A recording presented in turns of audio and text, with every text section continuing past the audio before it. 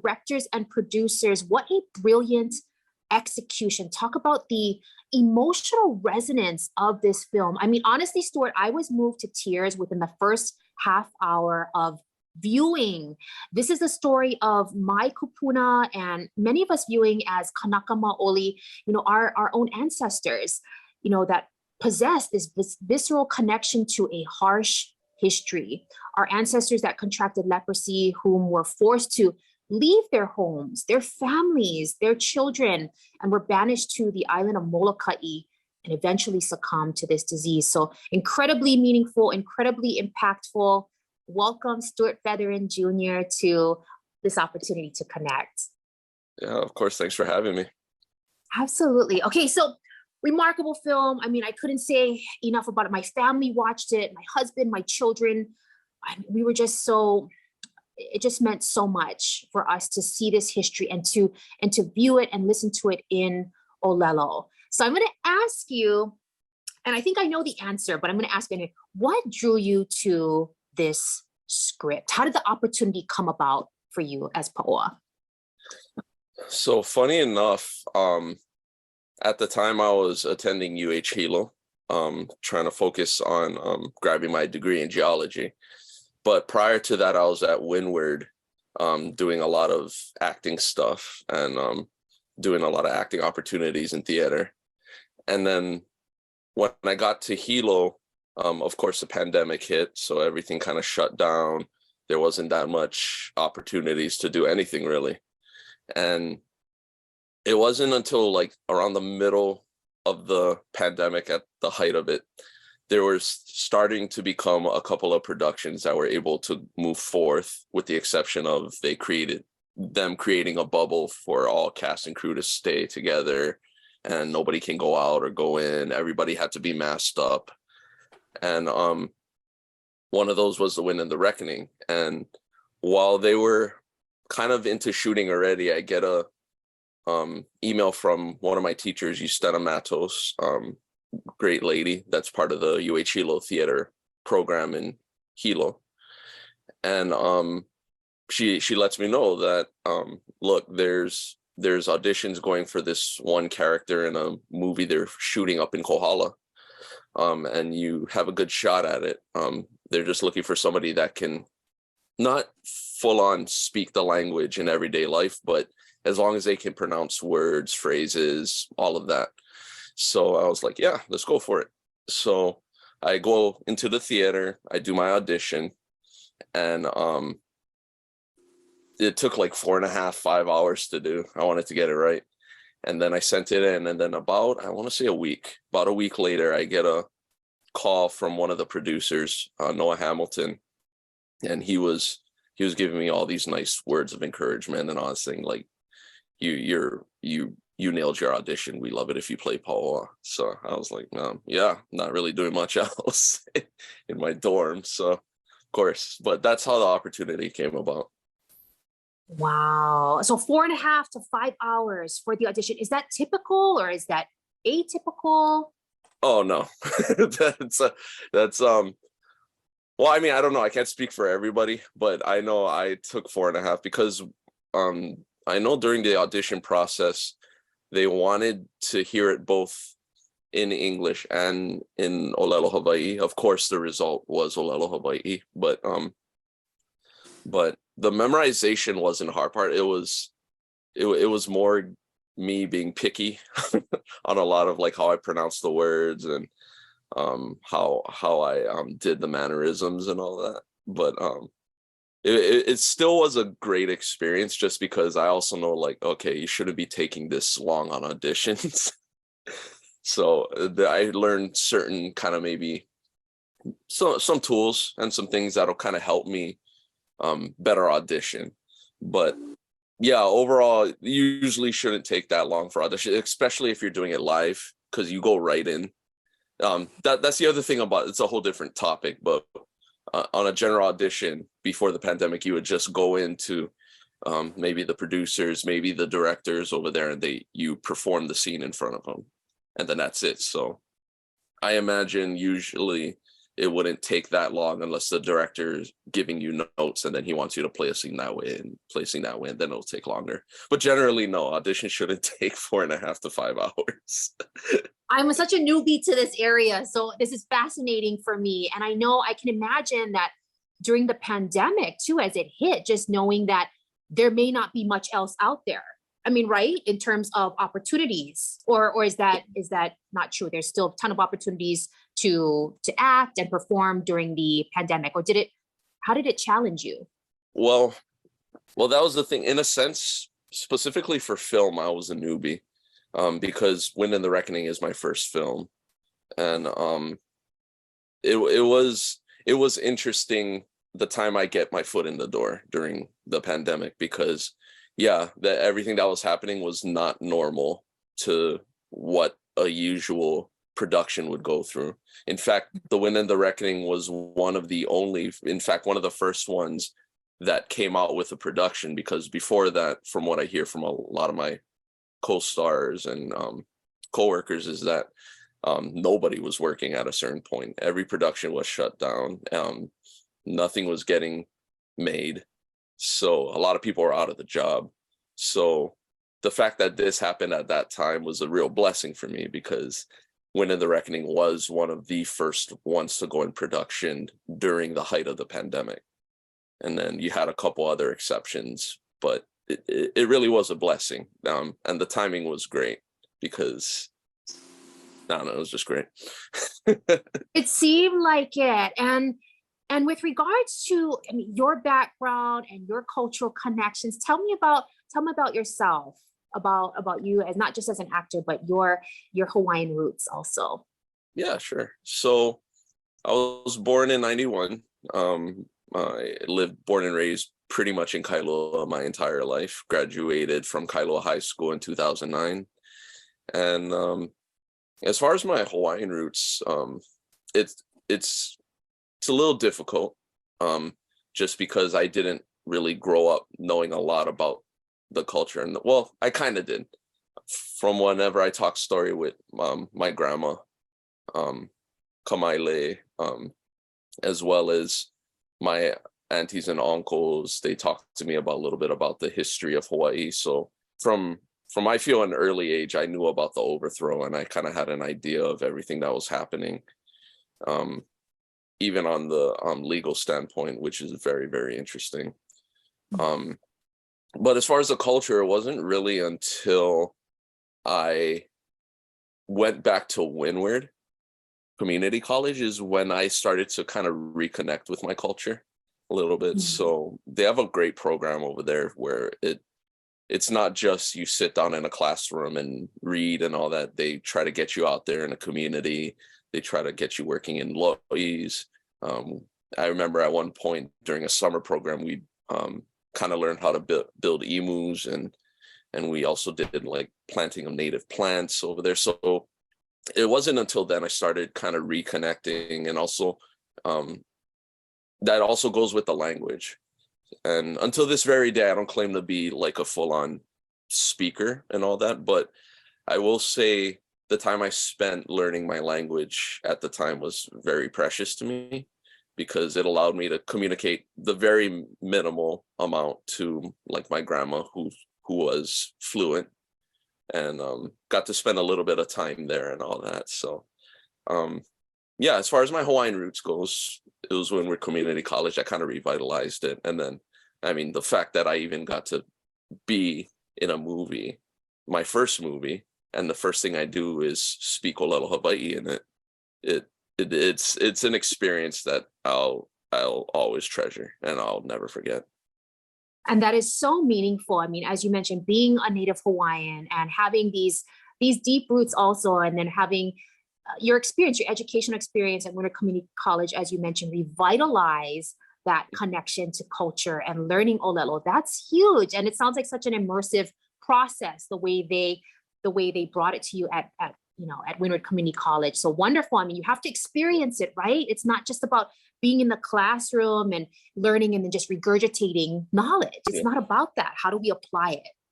Yeah. And what's nice about that too is the fact that I I am pro education. I think it's very important. You won't be able to fix anything unless you learn something first. so Sure. so the fact that they do all those things and they kind of revitalize it at a time where I was more into science, and like I said, my degree that I got was in geology. And it wasn't until I met all these people that I started kind of reconnecting with my culture and all that, as well as finding out about myself as an actor. So yeah, experience is very important. Education, like even in a classroom setting, is very important. And I think it's good if anybody wants to keep moving forward in life. Absolutely. I wholeheartedly agree. Myself, as an educator and as a trainer within communications, but certainly with cultural roots as well to Hawaii and Hawaiiana, very important. And I love this process that you're sharing with regards to the film and this meaningful journey that it took you on. So tell me about your character, Paoa, on Wind and the Reckoning. Yeah, so Paoa, he's one of the lepers that I play in the movie, and he's part of a group that eventually meets up with the main character, Kaluai Ko'olau. And it's all about he's kind of more on the side of like, he's goofy, he's fun. In a sense, he adds a little bit of peace and tranquility to the group,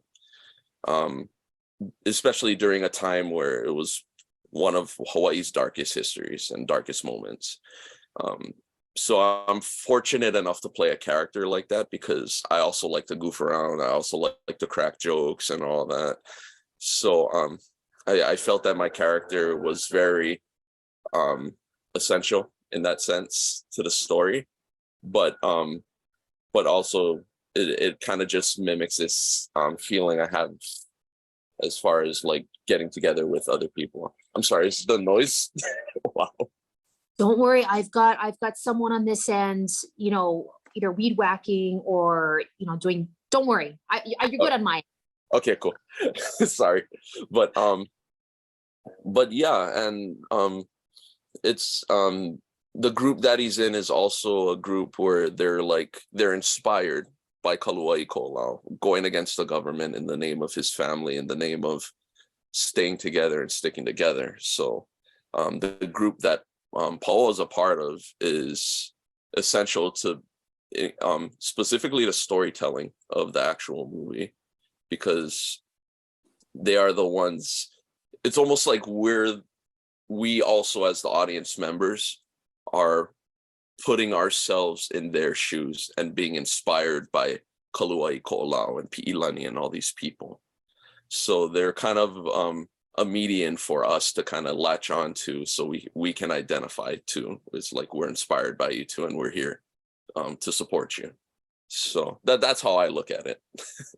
Absolutely. And you know what? I can identify with what you're saying, because with these unique parts, these unique roles, I saw myself in at least each role, each individual, each character. And as you mentioned, you brought tranquility, and you brought the fun aspect, as much as possible in a time of crisis, being able to bring peace or laughter somewhere is huge, in any point in which there are challenges and uncertainty and hurt and dismay, which there was much of during this time period. And so, yeah, I saw myself in each of those characters, and how unique to have this representation there, and would you say, in terms of the cast members and the crew, how many would you say were Native Hawaiian? I know that everybody was locally hired. As far as the crew, the cast, you had your mixtures of, I mean, I try to avoid using the term haole too much. In fact, the movie kind of addresses that as well, which I thought was nice. But you have a mixture of different cultures and ethnicities as far as the cast, but it's appropriately casted. So you have, if you're a Native Hawaiian, you were cast as one of the Native Hawaiians being portrayed in the film. If you were part of the provisional government, you were appropriately casted as the people that were basically hunting down the family. So but that's what I love, though, because it's, at the end of the day, it's not really about who's right and who's wrong, in a way. I'm sure I could phrase that better, but it's about us coming together for a common goal to make this film. And I feel that everybody that participated was very integral to the entire process. And again, if we want to get technical, the director was a white guy, but he also grew up, born and raised on the Big Island. So, but he told this story, I feel, very well, because it was a balance of not shying away from the truth, but also being kind of ma'a and sensitive to the community at hand.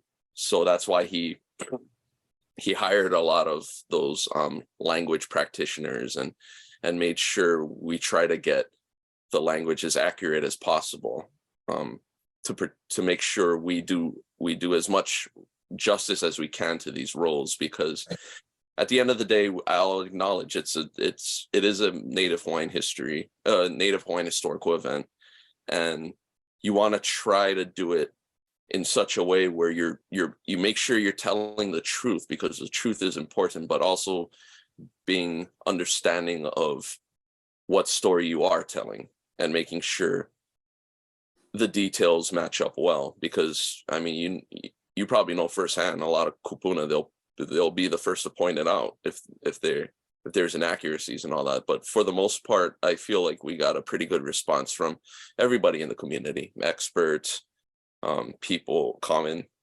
local people, and all that. So, and it's making waves. So I would say there's an impact there, and I think that impact is very important. It is, and certainly felt throughout our ohana, my own family, even my daughter, who's only 8. I mean, it resonated for her as well, and just understanding the story of our people and their suffering and what occurred, and these events that transformed, our families and generations to come. Incredibly important. Okay, yeah. So the Olelo piece too. How did you prepare for that? You mentioned kumu. You mentioned, I mean, what did that take in terms of preparing for this role? So, like I said, I'm not fluent in the language, but I did take classes at Windward. I also spoke with my grandma. I mean, I even grew up like from my mom teaching me the Aloha chant, and my dad teaching me some chants as well. It played a part, and also like listening to music, and so I was subconsciously immersed without in the language, even though I wasn't consciously practicing it throughout my life. So as far as preparing for the role specifically, like I said, we had language practitioners on set, and I would talk over the phone with mine. Kauhane, who was my language practitioner, and it was fun working with him, because he gave his theories on how to pronounce it and all that. He pronounced it. He speaks very, very well too, and getting to learn from that was just another I just saw another opportunity, and a time to be grateful to be able to have that one-on-one time, where a lot of people may not have that luxury of being one-on-one and focusing on the language and having somebody correct you when you pronounce it wrong. Of course, my experience is definitely different from a lot of my castmates. A lot of it, I know a lot of them had very much a hard time, not only because I didn't have a lot of lines, but also because a lot of them didn't really practice it a lot. So getting the tone right, getting the rhythm, getting everything to line up was a challenge for them. And they definitely overcame that challenge, as you can see as a result of the movie. But the struggles that they had to go through was whenever they explain it, it sounded tough, man. I mean, they add the fact that it's carrying all this weight of our kupuna and all that, so it wasn't easy for them. As far as me, the only one I can speak for is me. Is I had a good time with it.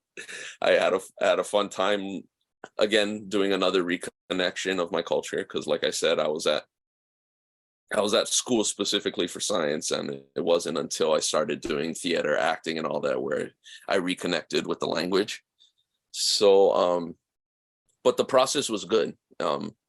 Learning the language that my ancestors spoke and being able to portray it on screen is just another lifetime experience that I take with me, and I try not to take for granted.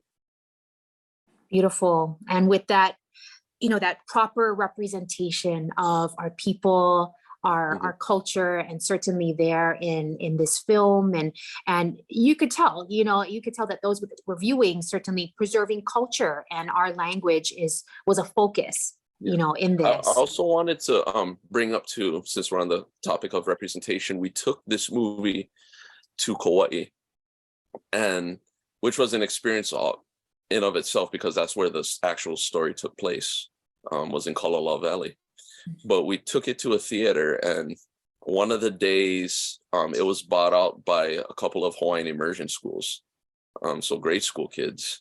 And you want to talk about the feeling and kind of the energy, the mana that kind of flowed that day is incredible, because they were the most, as far as the ones I've been to, they were the most interactive out of all the audiences that we had. When they would, when something bad happened, they would gasp and cry. When kind of like this, not revenge, but kind of when one of the characters got retribution and all that, they cheered, they roared, they laughed. It's so, getting on the topic of representation, getting those kids to see, in a sense, themselves on screen, and seeing where we can go for the future as far as who we are and how we identify and all that. It was something great to see, just because, I mean, as corny as it is, they are our future, and what I'm proud of, what I'm sure the cast is proud of, is being able to be, in a sense, somebody who fosters that future and allows them to see, look, we can go further than where we are right now, and it's up to you to make these decisions. But it's also important to recognize our past and what happened, and to make sure we can incorporate that for the betterment of our future. And you see that happening right before your eyes. It's incredible. I can just imagine the mana that you felt during that day with those children, with the keiki, and certainly, and they are the future, and representation is huge. I wouldn't know that I would be able to do everything I'm doing without seeing those before me who have come to their place, and been successful in their own right as certainly females or Native Hawaiians. And this is huge, in terms of empowerment, Stuart. So this is wonderful. Glad to have this opportunity to connect, and identification and representation. We know that it needs to be visual, and in a lot of spaces it's not for Native Hawaiians. So remarkable. Awesome. Yes. All right. So we're talking about preserving culture, our language, and I want to know, in terms of your experience during filming. Oh, I read that production closed and ended within 2 weeks. You only had 2 weeks to film. Is that true? Is that? Oh, it was a tight turnaround. Just because of the I don't know if I should say that, but let's just say there was stuff that needed to be handled. I'll just say it, or else that's going to be taken out of context too.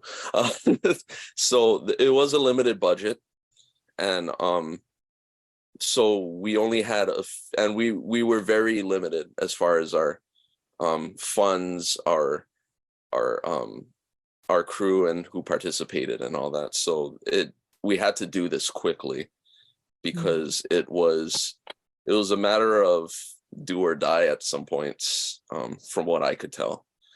And yeah, so the cast, if I remember correctly, the cast got the script and they had, I think, was it a week or two to learn the script and their parts.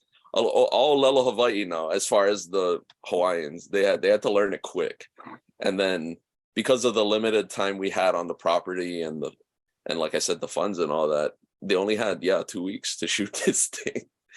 So which in hindsight, the idea of shooting usually, if I remember correctly, usually takes around, I want to say, a month and a half to 2 months, depending on the project.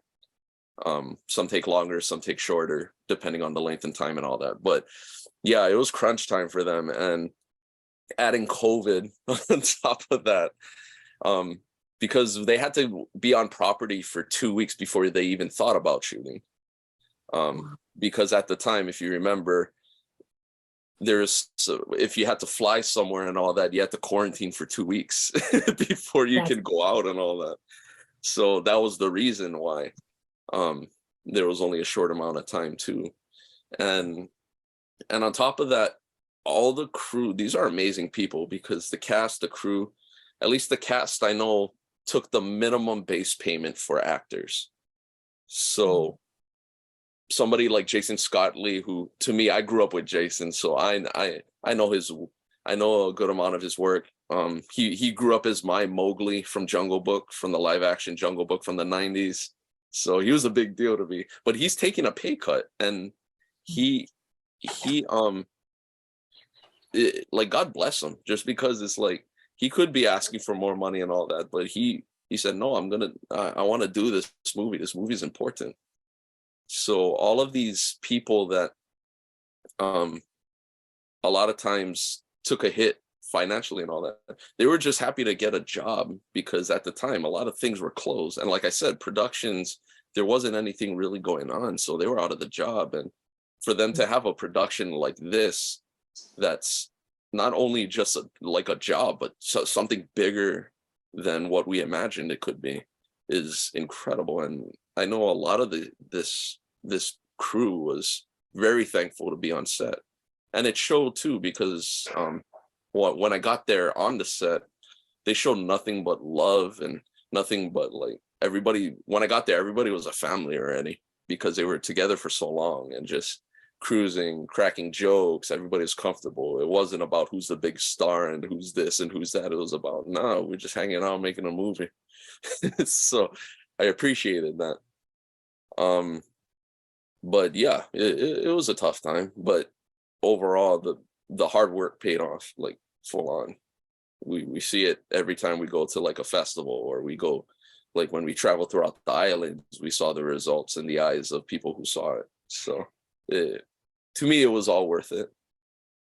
Yes, if you could have seen my tears in the theater, I wasn't expecting that within the first half hour. And certainly there were other moments, and I just felt so incredibly impacted, and the emotional resonance that was there, and telling this important stories, and the perpetuity aspect of this being cultivated as something that's going to remain in our history, and it's rightful, in terms of the way it's told.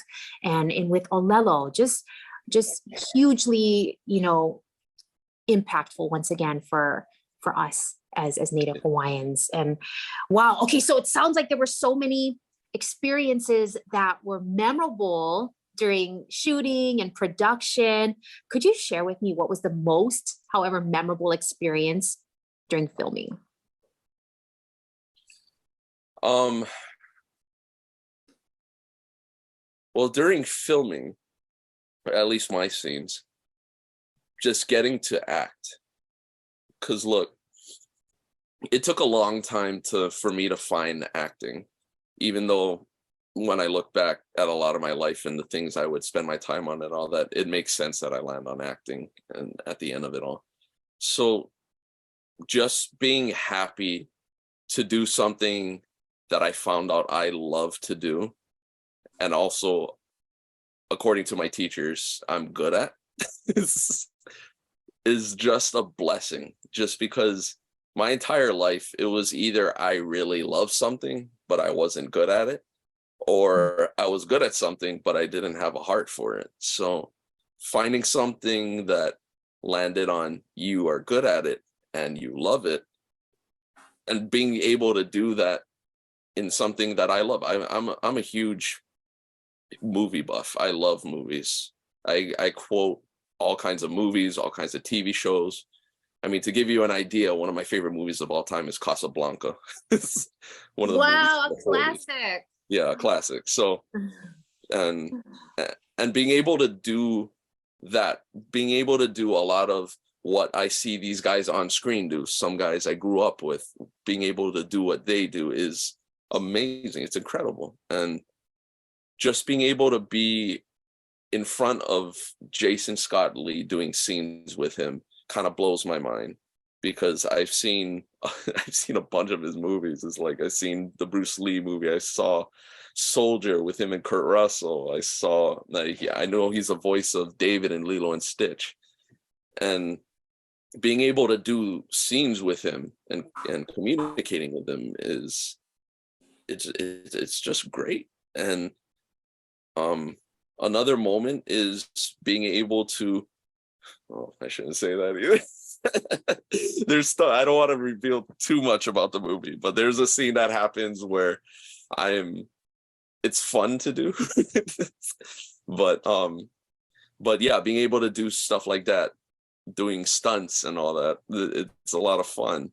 And being able to crack jokes. I remember at one point during shooting, I kept getting a line wrong, and I couldn't break the habit. And then at one point I do the line exactly the same way, and my entire castmates in unison just say, it's this word, it's aki lepa.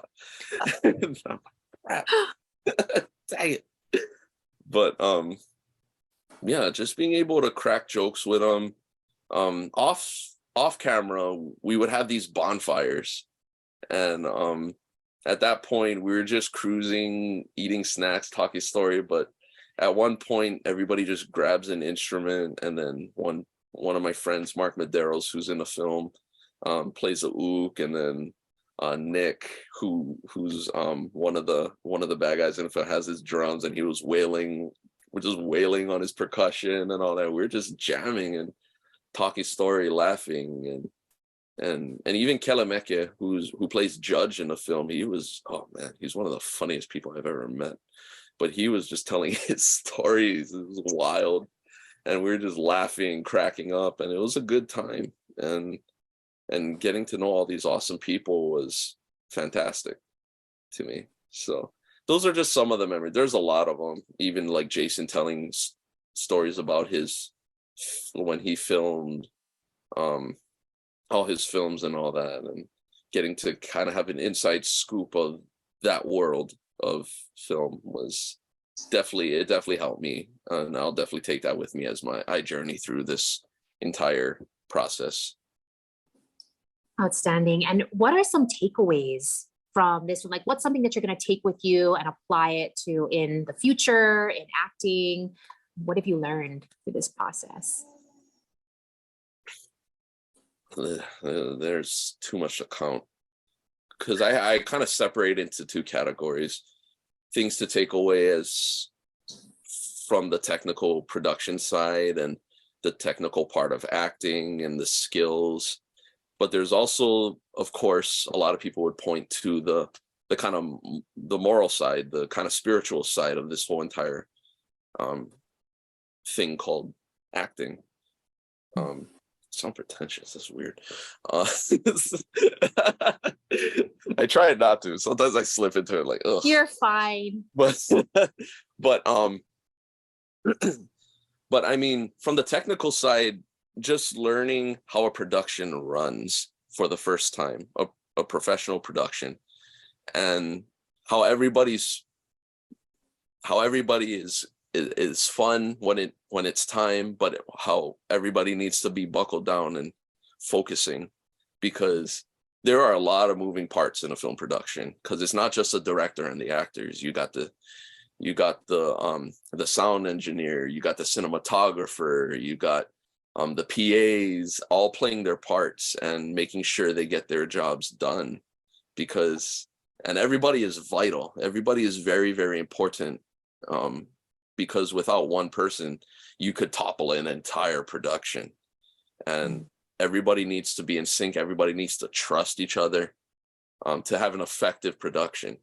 And getting to see that firsthand it's encouraging, because it's like, yeah, we're a team. This is not an individual effort here. Like, for audience members, you guys see us. You guys see the characters on screen. You guys see the background, the scenes, the B-roll, as it were. You don't see the behind the scenes part, where it's like all the guys that put their blood, sweat, and tears. Like, to be honest, for us actors, aside from learning our lines and playing our scenes, we get to joke around and crack jokes and have a more lighthearted experience. And that's on the backs of all these guys that have to worry, or they get stressed, have to make sure the sound's working and the cameras are rolling. And it can get tense at a lot of times. But we as actors, we're comfortable, because for a lot of times we have to be, because we are the face. We're the first thing you guys see as audience members. So we got to make sure we play our parts too. And I'm grateful for a lot of those people breaking their backs for us, because without them, then we would be stressed, and then we might have attitude and not being able to do this. And I'm not saying that we should be like that even with the production, or we shouldn't have a certain type of attitude a certain way, but they make it easier for us when a lot of times maybe they don't. So I think it's important. As far as the moral side of everything, I think I pretty much expressed it ad nauseum, I would think. Just like the experience I got both as an actor, but also as Native Hawaiian, Kanaka Maoli, however you want to identify it. Just because, to me, there isn't a lot of mediums nowadays that expresses more or gets people invested more in than film, television, especially the younger generation. Because and to be part of something, a modern storytelling device that can continue the tradition of a lot of our stories and introduce, like The Wind and the Reckoning did, something that wasn't really put into the light, that got its due, that's been portrayed. It just shows me the potential of reaching people, not only in Hawaii, but worldwide. And I also want to say too, it's like, I hate this divide that's happening, especially after COVID, where it's like we're pitting brother against brother, race against race, and family member against family member. It's like, I want the truth to be out there, but I want it to make sure it's being held in respect and not just by a certain bias, because then we can, and then at one point you shut down and you can't communicate. Telling a story like this was very important because it addresses both sides, I feel. Because there's this one scene, and I always take away this scene because I feel like it's one of the most important parts for local people to grasp onto, because we can get lost in identity politics and race baiting and all that. The scene where Ko'olau's talking to his kid, Kale Manu, and talking about the word haole, and how that word it shouldn't be taken so lightly, whereas to call somebody white haole, because there's other translations to that. There's other deeper, in a way, more kind of hurtful meaning to that word. And I'll be the first one to say I'm guilty of throwing that word around. But I think it's important to kind of understand where you stand with it, because it really is something that means death, in a sense, no breath. It's like you're not, it's almost saying you're not human. You're invalid as a person. And I think that's terrible if we're perpetuating that. So I think from a moral standpoint, I think it's important that we address that even as Native Hawaiians, for all the good stuff we see in the world and we see in ourselves, it's important to know that we're humans first. We're human beings first. We're not the greatest.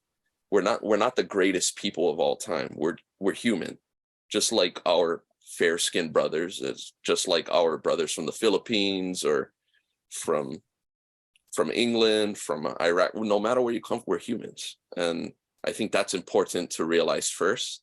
And I think, in a sense, we have a responsibility, a kuleana, to make sure our culture gets recognized.